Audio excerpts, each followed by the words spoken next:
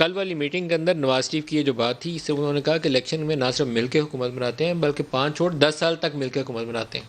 تو یہ وہ جو پی ٹی آئی والوں کا ایک نعرہ ہوتا ہے کہ یہ مل ملا کے چلتے ہیں، تو آپ اسی اسٹریٹجی کے اوپر ابھی بھی عمل پہ ہیں. ہم سمجھتے ہیں کہ مکمکا نہیں، ہم یہ سمجھتے ہیں کہ انشاءاللہ کامیابی ہماری ہوگی، فریش الیکشنز ہوں گے، اور اس میں مل بانٹ کے جو نواز شریف صاحب نے کہا کہ ہم حکومت کریں گے، مطلب اب ہم اپوزیشن کی جماعتیں مسلم لیگ نون، پیپلز پارٹی، مولانا فضل الرحمان، یہ آپس میں نہیں لڑیں گے اور مل کر حکومت کریں گے. ان کا مطلب یہ تھا کہ 2-2.5 سال آپ وزیر اعظم بنے، 2-2.5 سال آپ وزیر اعظم بنے، اس طریقے سے.